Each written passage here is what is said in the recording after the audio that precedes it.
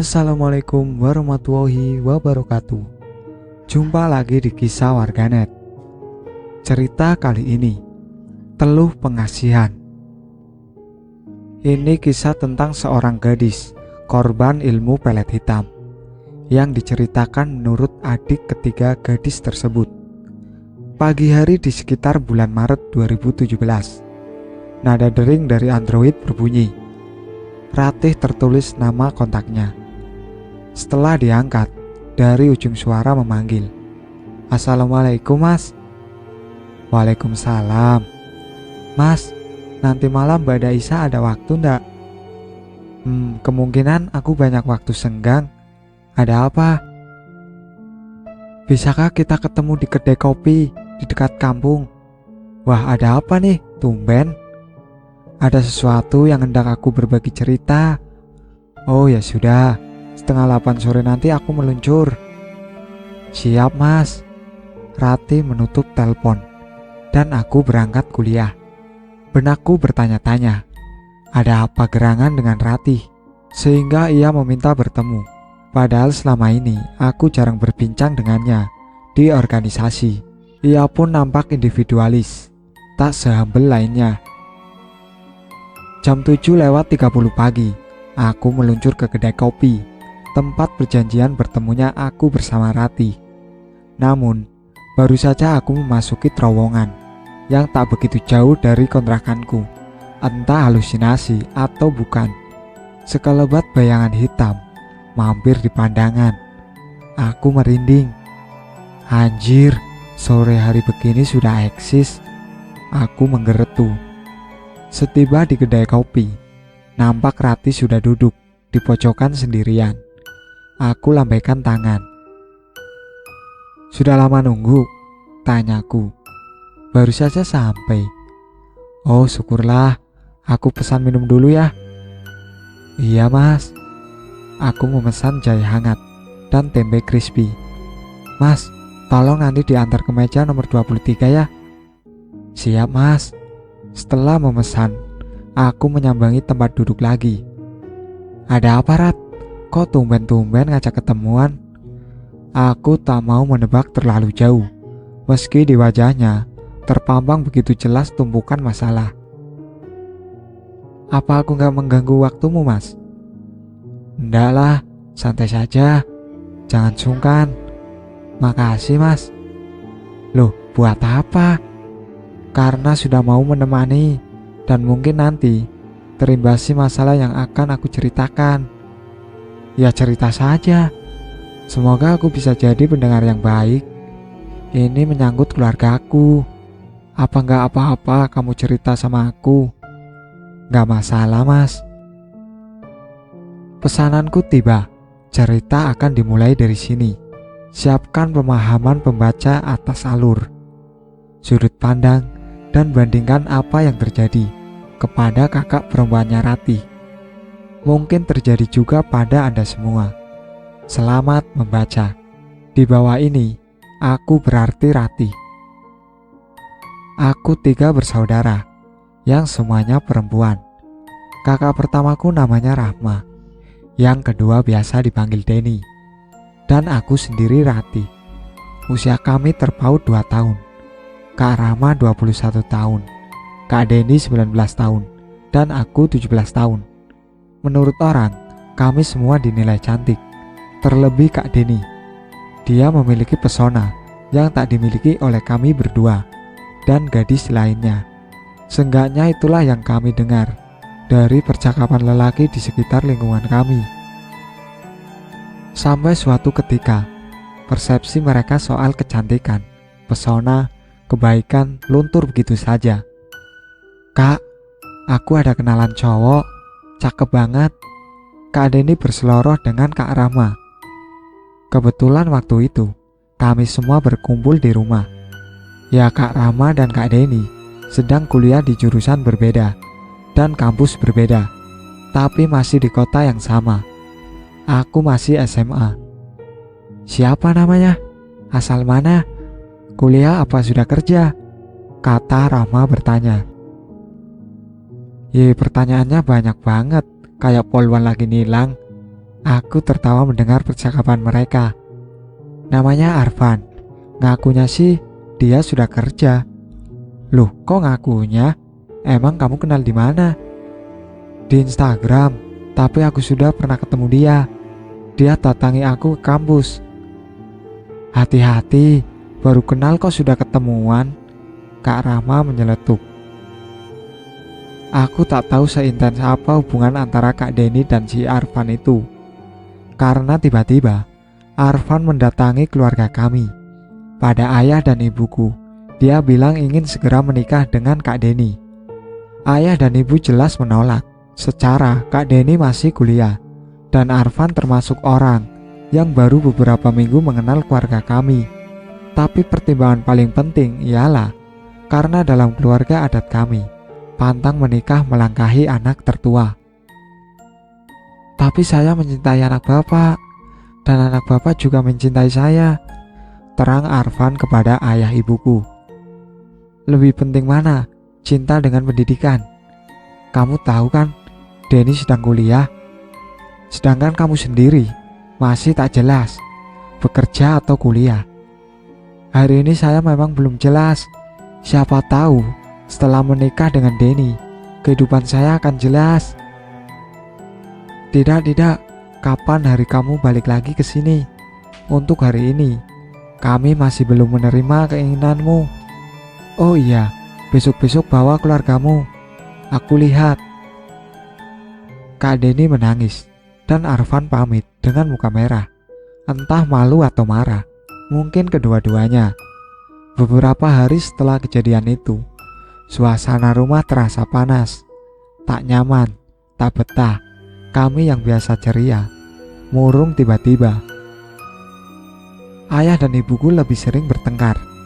Kak Rama dan Kak Denny memilih untuk tetap di kos-kosan mereka meski libur kuliah. Sedangkan aku sendiri juga tak semangat tinggal di rumah. Sampai suatu hari, aku dan beberapa temanku belajar kelompok. Rat, kok rumahmu panas banget ya? Padahal kipas nyala. Sandi temanku bertanya. Ada penunggunya kali, kata Intan. Hus, jangan ngomong sembarangan, Pak Mali. Umar menimpali. Aku masih diam saja. Apa yang kami rasakan, ternyata mereka rasakan juga. Tapi bener kan Mar? Ada penunggunya? Intan mengejar jawaban. Iya Mar, kata teman-teman, kamu bisa lihat begituan. Bapakmu juga ustadz kan? Sandi penasaran. Rati, kamu mau tahu penunggu rumahmu? Umar seolah meminta izin kepadaku. Aku yang juga penasaran, menganggukkan kepala. Rat, ada sesuatu yang dilempar ke rumahmu dari jarak jauh. Bentuknya seperti batu hitam. Mungkin batu dari kuburan, dibungkus kain putih, diikat tali berwarna merah. Benda ini semacam pancing untuk mengundang jin, korin, demit yang bersifat jahat. Hari ini jumlah mereka masih bisa dihitung, belum banyak, tapi lambat laun. Seandainya tak cepat ditangani, rumahmu menjadi pusat kegiatan mereka. Apakah itu benar, Mar? Aku memastikan. Insya Allah, pandanganku belum pernah menipuku. Apa kamu gak percaya begituan, Rat? Sandi menerka. Aku belum pernah melihat sendiri. Antara percaya dan tidak, begitulah perasaanku. Yang paling penting, kamu jangan sampai alpa sholat 5 waktu. Umar menasihatiku, seolah dia tahu aku dan keluargaku memang lalai dari perintah agama. Malam hari menjelang, semua yang dibicarakan Umar tentang penglihatannya, aku ceritakan kepada ayahku. Respon ayah sudah dapat aku tebak. Alah, opo kui, tahayul. Ya, ayahku seorang tua yang berpikir realistik. Dari sifatnya yang demikian, itulah malapetaka ini dibiarkan menjalar ke segala arah, memenuhi kehidupan kami. Keesokan hari di ruang kelas, Mar, semua yang kamu katakan kemarin, Aku ceritakan pada ayahku, tapi ayah gak percaya. Terus gimana dong? Gimana ya? Aku juga cuma bisa melihat, tapi gak tahu caranya meyakinkan bapakmu. Soal batu dari kuburan itu, bisa gak kamu ambil? Waduh, itu bukan perkara gampang. Itu di luar kebiasaanku. Tapi ayahmu bisa kan? Bisa jadi begitu. Atau gini saja, nanti sepulang sekolah, kamu mampir ke rumahku, biar ngobrol langsung sama bapak. Aku menyetujui saran Umar. Sepulang sekolah, aku mampir di rumah Umar. Pak, ini yang kemarin Umar ceritakan ke bapak, soal rumah yang dijadikan pusat aktivitas makhluk lain. Oh, saya Kosim, bapaknya Umar. Adik siapa namanya? Tanya ayahnya Umar. Saya Ratih, Pak. Ratih binti, nama bapakmu siapa? Sembari tertawa. Oh, Sukowidianto. Ratih binti Sukowidianto. Iya, kamu merasa ndak kalau di belakangmu ada yang mengikuti? Ya tapi sekarang masih lumayan jauh sih. Maksud bapak hantu? Ya begitulah. Tapi lebih tepatnya jin. Jin yang amat jahat. Mungkin ini kiriman seseorang. Entah kenapa, aku tiba-tiba saja menangis sedu-sedan. Seolah ketakutan dan kesedihan yang bercampur jadi satu. Apa yang sedang terjadi? Pikirku. Dalam keharuanku, HP-ku berbunyi. Ternyata ayahku menelpon. Halo, Pak. Halo, Ratih. Kamu di mana? Cepat pulang. Ini ibumu teriak-teriak gak jelas. Di ujung telepon aku memang mendengar suara yang tengah menjerit-jerit. Kenapa bisa begitu ya? Ayah juga gak tahu. Cepat pulang. Belum aku menjawab iya, telepon sudah diputuskan. Ada apa, Rat? Umar bertanya. Gak tahu, kata ayahku. Ibuku lagi teriak-teriak gak karuan. Aku harus segera pulang. Jangan-jangan ibumu kerasukan. Pak, ayo kita ke rumah Ratih. Lah, piye? Boleh ndak kita ikut ke rumahmu, Dek? Kata ayah Umar. Iya, ayo Pak, buruan. Aku mengajak mereka. Rumahku dan rumah Umar berbeda kelurahan, jadi lumayan berjauhan. Aku naik motor sendiri, sedangkan Umar dibonceng ayahnya. Kami bertiga bergegas, tentunya menuju rumahku. Entah apa yang sebenarnya sedang terjadi di rumahku.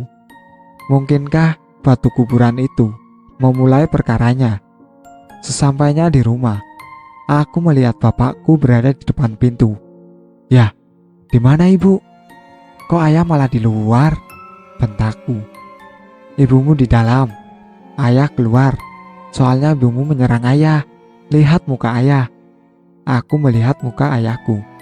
Merah bekas cakaran. Kenapa muka ayah? Aku yang masih belum paham bertanya-tanya. Ibumu mencakar, mencekik, nendang. Pokoknya ibumu kalap nyerang ayah. Ya sudah, ayo cepat ke dalam, ajak Umar. Tanpa dikomando lagi, aku, Umar, ayahnya, dan ayahku langsung masuk ke dalam. Di dalam aku menemukan ibu terduduk di sofa, seolah tengah menyambut kedatangan kami. Siapa kamu? Ibuku menunjuk ke muka Pak Kosim. Aneh, suaranya menggema begitu keras, membuat bulu kuduk mengambang. Kulo hamba Allah, jawab Pak Kosim. Ada apa kamu kesini? Seharusnya aku yang bertanya sama kamu. Kamu siapa? Dan kenapa mengganggu ibu ini? Bukan cuma Raga ini yang akan aku ganggu. Semua keluarganya akan ku ganggu. Jangan seperti itu. Kita sesama makhluk Allah, dilarang saling menyakiti. Aku merasakan ketakutan begitu mencengkeram. Baru kali ini menyaksikan seseorang dikuasai pengaruh jahat. dan dikendalikan oleh kejahatan itu sendiri. Bu, sadar bu, ini aku Ratih. Aku menangis. Ibuku berdiri, seolah tak peduli ucapanku. Ibuku justru semakin menjadi garang. Dengar kamu Qasim, aku tahu namamu, seluk-beluk keluargamu. Kalau mampu silahkan lawan aku. Kamu merasa sakit. Kamu siapa dibanding Maha Agung Allah? Aku dan kamu ini tak ada kekuatan apapun. Semua itu miliknya. Tidak usah kamu bilang tentang Allah-Allah itu. Mungkin maksudnya Allah, cuma lidahnya tercekat. Jadilah Allah-Allah. Ya sudah, begini saja. Kalau kamu berhasil aku kalahkan, kamu harus janji untuk tidak mengganggu keluarga ini lagi. Coba saja kalau kamu mampu. Memang keduanya, antara Pak Qasim dan ibuku, tak bertarung fisik. Tapi baik Pak Qasim dan ibuku mengeluarkan semacam gerakan silat. Terlihat Pak Qasim tak gentar, meski ibu berkali-kali tertawa penuh ejekan. Ayo Qasim, keluarkan ilmumu. Bismillahirrahmanirrahim. Pak Qasim merapal mantra, lalu kaki kanannya 3 kali menginjak bumi, sedangkan tangannya seolah memberi tanda Pak Qasim sedang menusuk sesuatu ke badan ibuku. Kontan, ibuku menjerit kesakitan. Ampun Qasim, aku kalah. Ibuku lemas lunglai di lantai. Dalam pada itu, Pak Qasim menghampiri. Pak Qasim mengeluarkan sarung tangan dan memakainya. Kemudian Pak Qasim memegang kepala ibuku. Dibacakanlah ayat-ayat suci Al-Quran. Mungkin ini yang dinamakan ruqyah. Ibuku nampak tak segarang tadi, bahkan sekarang sudah tersadar. Ambilkan air dek, tolong, air putih ya, pinta Pak Qasim. Iya pak, sebentar, aku jawab. Aku membawakan air yang diminta Pak Qasim. Terlihat bibir Pak Qasim bergerak-gerak, lalu meniupkannya di air tadi. Silahkan diminum bu. Baca bismillah dulu, pinta Pak Qasim. Ibuku yang masih lemas meminum sedikit air doa itu, lalu muntah tak karuan. Tak apa-apa, wajar itu reaksinya, kata Pak Qasim. Ibuku meminum lagi air tersebut. Kali ini reaksi ibuku terlihat lebih nyaman. Alhamdulillah, mari diangkat ke sofa. Ibuku masih tergeletak. Terima kasih pak, sampun menyadarkan istriku loh. Ayahku terlihat cukup riang melihat ibuku sudah siuman. Sama-sama nggih pak. Menurut Pak Qasim, sebenarnya apa yang mengganggu istri dan keluarga kami?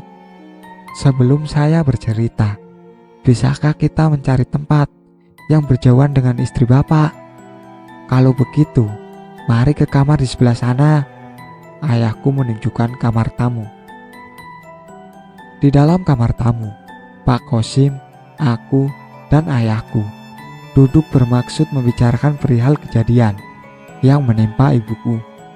Sedangkan Umar tetap menjaga ibu yang masih terlihat lemas. Pak Suko dan Dek Ratih, kalian tidak usah percaya 100% apa yang barusan dikatakan oleh jin yang mengisi raga ibumu. Sudah menjadi sifat mereka, licik, penuh tipu, muslihat, dan selalu ingin menjerumuskan manusia ke jurang kebatilan. Adapun jika mereka mengancam, kita tak perlu gentar. Hakikatnya kedudukan mereka jauh di bawah kita. Tapi betul mereka memiliki kemampuan melihat dari tempat-tempat yang sama sekali kita tak bisa melihatnya. Maka alangkah lebih baiknya untuk kita meminta pertolongan pada Allah. Pak Qasim menasihati kami, aku dan ayah. Lalu pak, apa dan kenapa istri saya bisa sampai kerasukan? Tanya ayahku. Kemarin anak saya, Umar, sudah menyampaikan cerita soal penglihatannya tentang rumah ini. Bapak ikut mendengar tak? Oh, maaf pak, semua yang Umar ceritakan, aku ceritakan juga sama ayah. Aku menimpali. Tapi apa betul semua itu, Pak? Ayahku seolah ingin meyakinkan dirinya sendiri. Insya Allah iya. Di salah satu sudut ruangan ini ada bul sihir yang dilempar dari arah pesisir sana. Mungkin dari Jepara. Kekuatannya lumayan. Bentuknya seperti yang dibilang Umar. Dan gunanya, selain memancing jin-jin jahat, juga membuat suasana rumah tidak nyaman. Pokoknya negatif. Kira-kira siapa? Dan alasannya apa melakukan itu semua? Ayahku penasaran. Aku juga. Waduh, kita tidak bisa mengira-ngira begitu, Pak. Timbulnya suzon. Alasannya akan ketemu kalau kita mendalami kasus ini.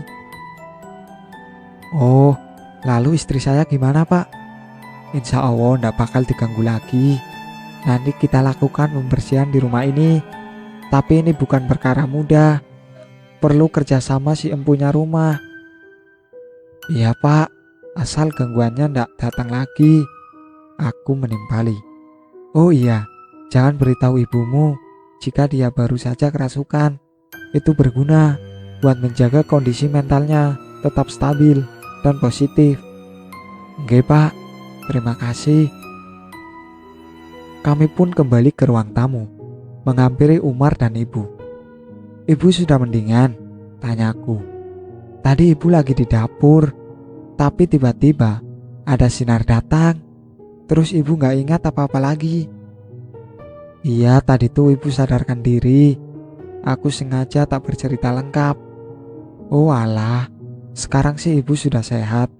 Ini siapa? Jawab ibuku. Oh ini ayah Umar. Jawabku. Saya Pak Kosim, Bu. Pripun, ibu sudah bertenaga lagi? Jawab ayah Umar. Sampun, cuma masih bingung. Ndak perlu ibu bingung. Yang penting ibu sudah kembali tersadar. Oh nggih. Nampaknya ibuku juga tak terlalu ingin mengerti apa yang sebenarnya terjadi. Pak, kira-kira kapan kita bisa membicarakan perkara ini lebih lanjut? Ayahku bertanya. 3 hari lagi saya akan ke sini. Sebelumnya biar saja berkomunikasi dengan Ratih mengenai apa-apa yang perlu dipersiapkan. Oh begitu, saya ucapkan terima kasih, Pak. Nggih, sami-sami.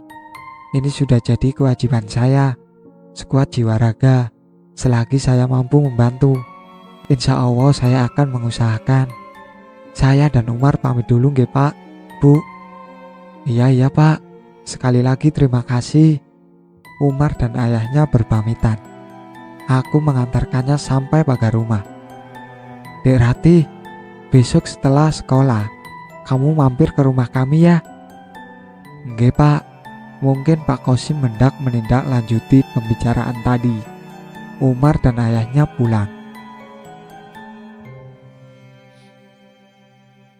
Sampai di sini ceritanya. Nantikan cerita kelanjutannya di part kedua. Sekian dari saya. Wassalamualaikum warahmatullahi wabarakatuh.